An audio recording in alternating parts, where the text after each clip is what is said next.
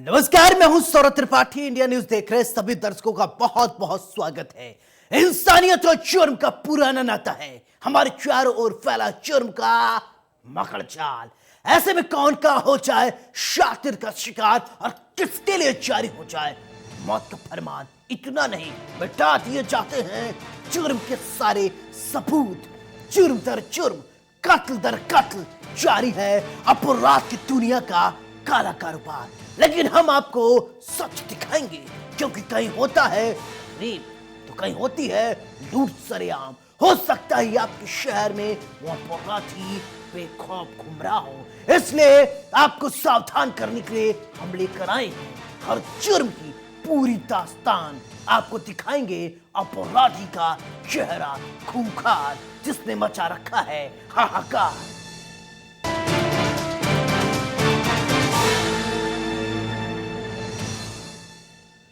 Punjab jail के मंत्री सुखजिंदर रंधावा के लखनऊ दौरे से सियासी बवाल मच गया है। रंधावा के बिना प्रोटोकॉल के दौरे को लेकर सवाल भी उठ रहे हैं। यूपी सरकार ने पंजाब सरकार पर खुलेआम मुख्तार अंसारी को बचाने का आरोप लगाया है। इसी बीच पंजाब के जेल के मंत्री सुखजिंदर सिंह रंधावा लखनऊ आ धमके, जिसके बाद बवाल तो होने लाजमी थे। रिपोर्ट देखिए।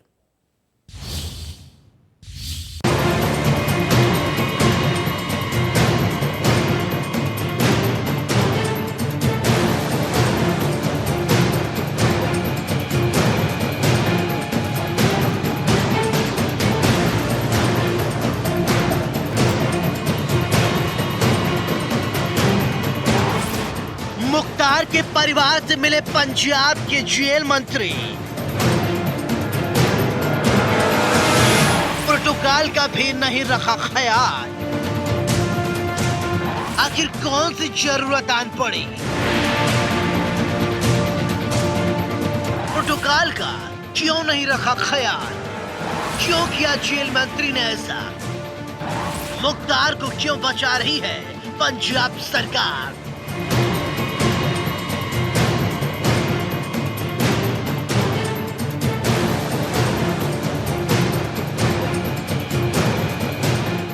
साल से पंजाब जेल में बंद है मुख्तार अंसारी।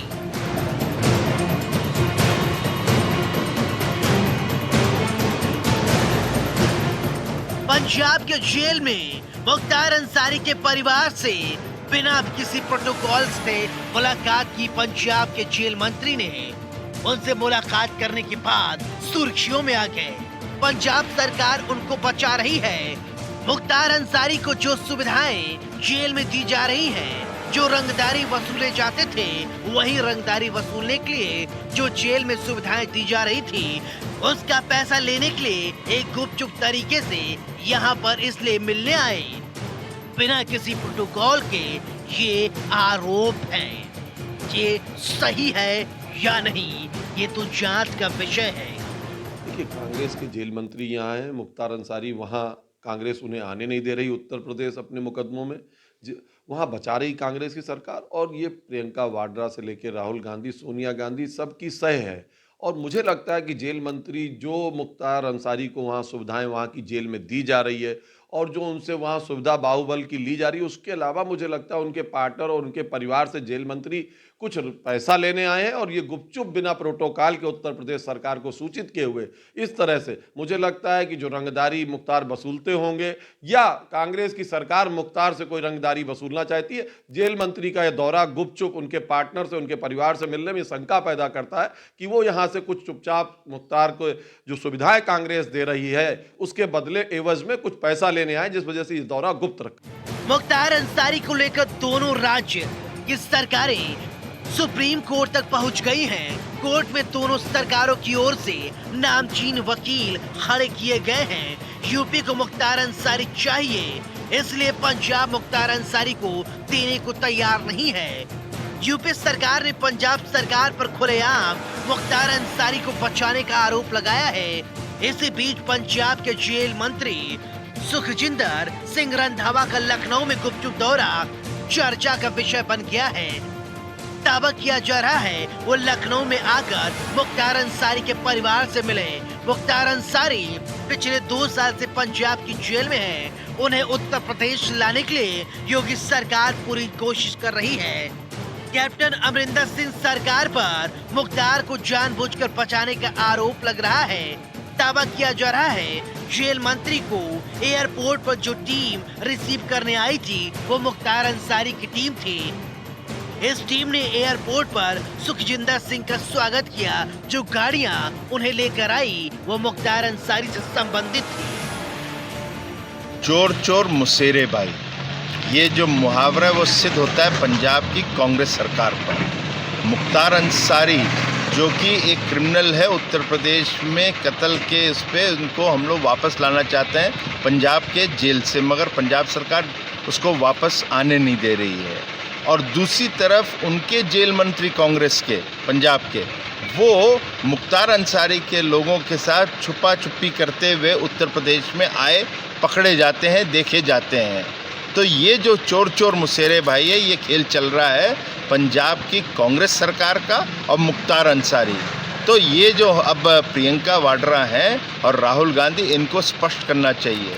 और प्रियंका वाड्रा एक महिला होकर महिलाओं की दुहाई देती हैं और यहाँ पर एक कल्पना राय जो विधायक हैं भाजपा से और जिनके पति की हत्या हुई है, वो चिट्ठी भी लिख रही हैं, मगर उनको कोई फर्क नहीं पड़ा है प्रियंका वाड्रा को। तो साफ दिखता है कि कांग्रेस की मिलीभगत है कि मुख्तार अंसारी को किस प्रकार से वो बचाना चाहते। माफिया मुख्तार अंसारी का मामला एक बार फिर से चर्चा में आया हुआ है। आपको बता दें कि पंजाब के जेल मंत्री सुखजिंदर सिंह रंधावा गुपचुप तरीके से उत्तर प्रदेश आते हैं, यहाँ के एक बड़े होटल में रुकते हैं। सूत्रों के मुताबिक जो जानकारी मिली है कि मुख्तार के परिवार के साथ यहाँ पर मुलाकात करते हैं और मुलाकात करके वो चुपचाप चले जाते हैं। हालांकि ये नियम है कि अगर कोई भी मंत्री किसी भी राज्य का है और किसी दूसरे राज्य में जाता है तो बाकायदा उसे अपनी जानकारी देनी होती है, प्रोटोकॉल होता है, उस प्रोटोकॉल के तहत उन्हें सुरक्षा प्रदान की जाती है। लेकिन जिस तरह से चुपचाप यहाँ पर जेल मंत्री पहुंचे हैं, चुपचाप यहाँ पर मुलाकात करते हैं और मुलाकात करके चले जाते हैं, उसके बाद से एक बार फिर से माफिया मुख्तार अंसारी पर जो राजनीति है वो तेज हो गई है। सबसे बड़ा सवाल ये उठता है कि क्या पंजाब सरकार की जानकारी में उनके जेल मंत्री यहाँ पर आए हैं या फिर ये मुलाकात किस उद्देश्य से हुई है। इस तरह के तमाम ऐसे सवाल हैं जिसका जवाब अभी तक नहीं मिल रहा है। लेकिन जिस तरह से मुलाकात हुई है, एक बार फिर से माफिया मुख्तार अंसारी का मामला चर्चा में आ गया है। हरिओम के साथ Vijay Mishra, India news. UP के बुलंदशहर में विधायक अनीता सिंह लोधी सरकार की उपलब्धियां गिना रही थी, तभी उनकी सभा में एक महिला को पीटा गया, एक महिला से अभद्रता की गई और सरकार की तरफ से महिलाओं की सुरक्षा के लिए लगातार कोशिश की जा रही है। दूसरी तरफ बीजेपी के महिला विधायक के सामने एक महिला को पीटा गया, लेकिन उन्होंने कुछ नहीं किया। लेकिन जिस तरीके से इस महिला की पिटाई की गई, सवाल खड़े होते हैं, आखिरकार ये क्या हो रहा है।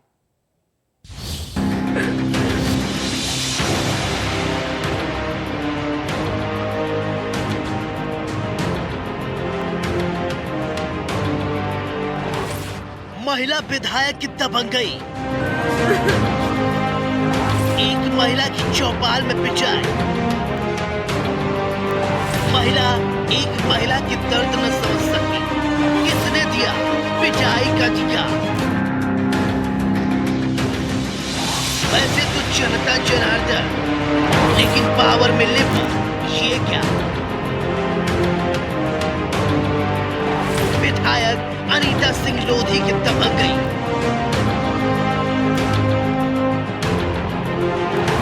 जवाब तो देना होगा।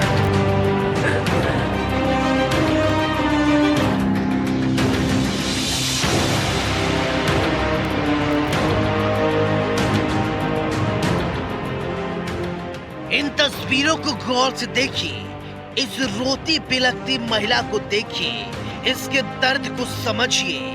क्या किसी महिला की पिटाई का कानून अधिकार देता है? शायद नहीं।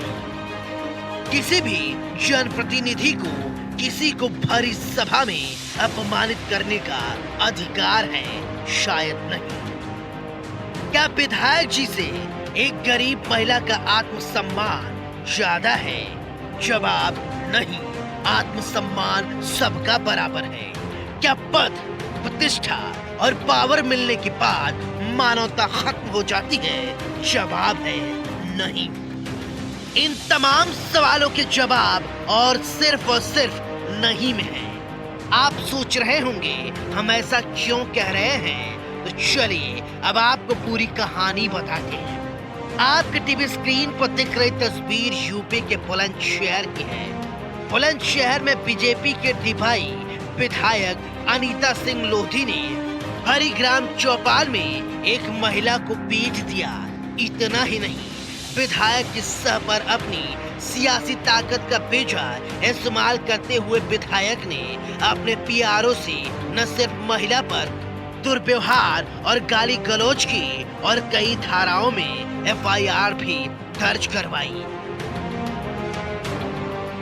इतना ही नहीं, पीड़ित महिला के पति को भी पुलिस हिरासत में भेज दिया गया।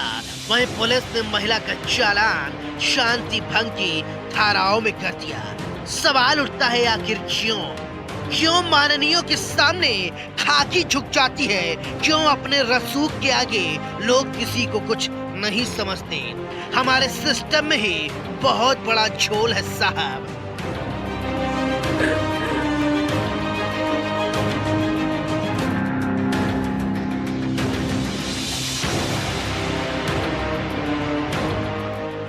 यहाँ गरीबों की सुनवाई नहीं होती। जी हाँ, डिभाई एसडीएम कोर्ट के बाहर आंसू बहाती ये महिला गीता है।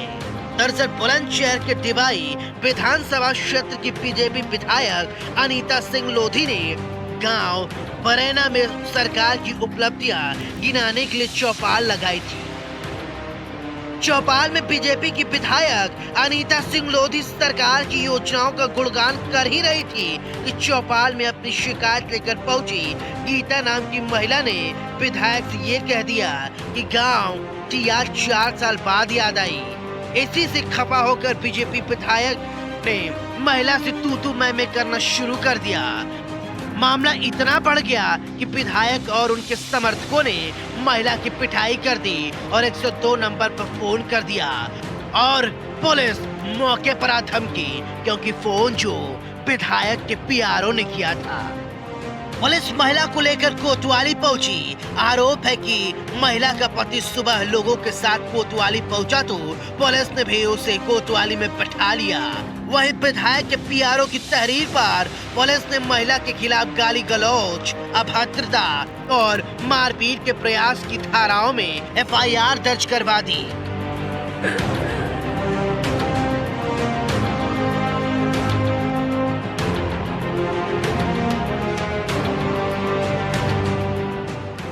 कुल मिलाकर बड़ा सवाल ये कि जब आम जनता के साथ जनप्रतिनिधि ऐसा व्यवहार करेंगे तो आम जनता अपनी समस्या और शिकायत कहां लेकर जाएंगे?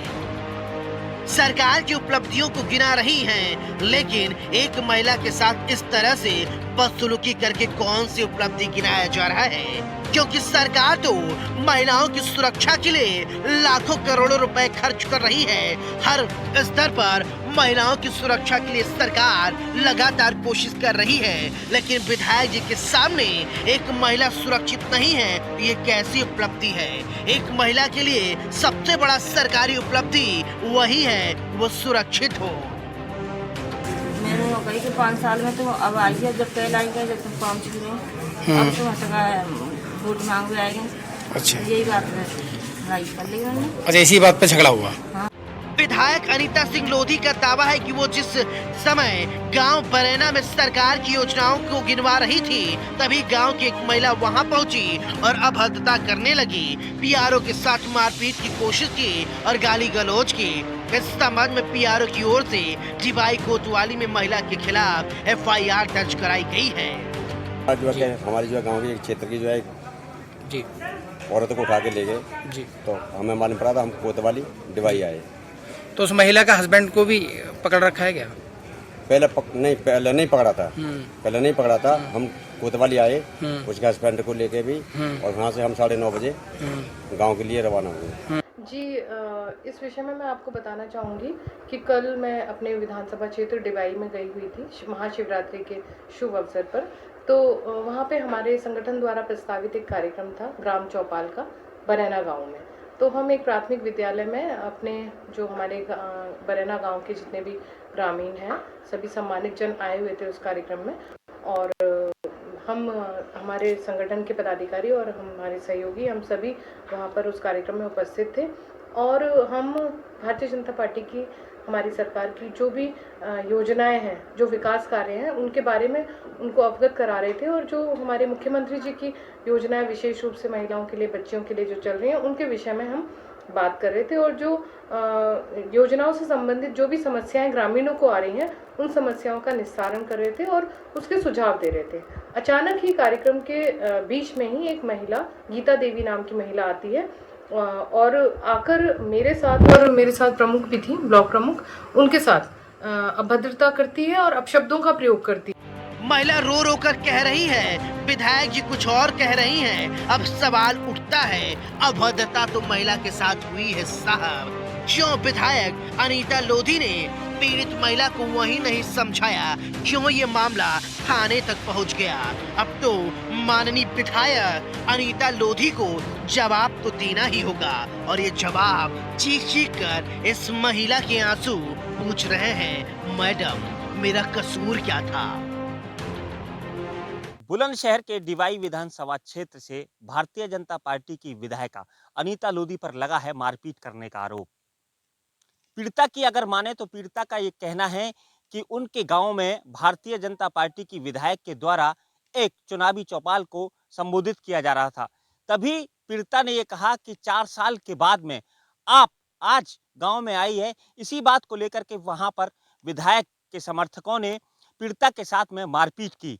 वहीं अगर विधायिका की बात करें तो विधायिका का साफ ये कहना है कि जो पीड़िता है उन्होंने खुद विधायक के साथ में गाली गलौज की और मारपीट की, इसलिए उसके खिलाफ में मुकदमा दर्ज कराया है। देखना अब ये होगा कि आगे चलकर क्या पूरा मामला बनता है, क्योंकि विधायक ये कह रही हैं कि पीड़िता ने ही उनके साथ में अभद्र व्यवहार और मारपीट की, इसलिए उसके खिलाफ में FIR दर्ज की। लेकिन पीड़िता की माने तो पीड़िता का साफ ये कहना है कि उसकी अभी तक FIR दर्ज नहीं हुई है। बुलंदशहर से Puneet Sharma, India news. UP के उन्नाव जिले में रिश्तों को शर्मसार कर देने वाले एक घटना सामने आई है, जहां गुरु और शिष्य का रिश्ता तार-तार हो गया। घटना में एक नाबालिग छात्रा ने आरोप लगाया कि उसके टीचर ने उसके साथ हैवानियत की। रिपोर्ट देखिए।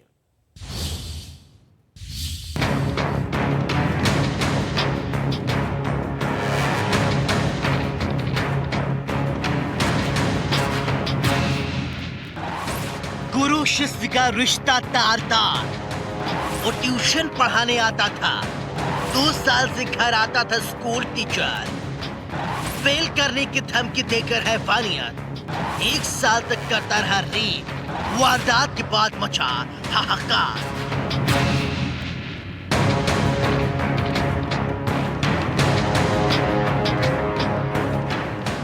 गुरु शिष्य का संबंध बहुत ही पवित्र माना जाता है, लेकिन हम आपको एक ऐसे टीचर की काली कहानी बताने जा रहे हैं जो गुरु और शिष्य के संबंध को तार-तार कर दिया।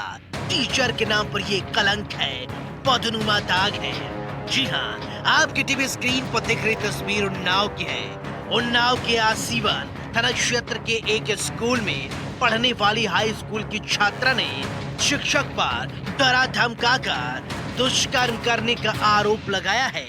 आरोप है कि परिजनों ने स्थानीय थाने में शिकायत दर्ज कराई है, जिसके बाद परिजनों ने SP आनंद कुलकर्णी से न्याय की गुहार लगाई है। SP के निर्देश पर पुलिस ने 5 दिन बाद शिक्षक के खिलाफ दुष्कर्म की रिपोर्ट दर्ज की और छात्रा को मेडिकल जांच के लिए अस्पताल में भेजा गया। वही वारदात के बाद आरोपी टीचर फरार बताया जा रहा है। आपको बता दें, उन्नाव के आसीवन थाना क्षेत्र के एक गांव में 15 साल की किशोरी कक्षा 10 की छात्रा है। स्कूल में पढ़ाई के दौरान शिक्षक जो PG मऊ का रहने वाला है, छात्रा को डरा धमकाकर उसके साथ दुष्कर्म की वारदात को अंजाम दिया। और उसे कहा किसी से शिकायत की तो जान से मार देंगे। वहीं शिक्षक किशोरी को पढ़ाने उसके घर भी जाने लगा। वहीं बता दिया जा रहा है 5 मार्च को शिक्षक को गलत हरकत करते हुए परिजनों ने देख लिया था। इस पर पिता ने बेटी से पूछताछ की। बेटी की पूरी आपबीती सुनने के बाद पिता शिकायत लेकर आजीवन थाना गए, लेकिन पुलिस ने कोई सुनवाई नहीं की। जिसके बाद पीड़ित पिता ने एसपी की चौखट पर गुहार लगाई। एसपी आनंद कुलकर्णी ने निर्देश दिया और उनके निर्देशन पर आजीवन पुलिस ने आरोपी शिक्षक के खिलाफ दुष्कर्म की धाराओं में मामला दर्ज किया। सीओ बांगरमऊ अंजनी कुमार राय ने बताया कि टीचर 2 साल से उसे पढ़ा रहा था। इधर काफी दिनों से उसे घर में ही पढ़ा रहा था। वहीं सीओ ने बताया कि आजीवन थाना में शिक्षक के खिलाफ एफआईआर दर्ज की गई है। पुलिस शिक्षक की गिरफ्तारी की कोशिश कर रही है। सीओ अंजनी कुमार राय ने बताया कि पीड़िता को मेडिकल के लिए भेजा गया है। कि उसकी पुत्री जो कि कक्षा 10 की छात्रा है,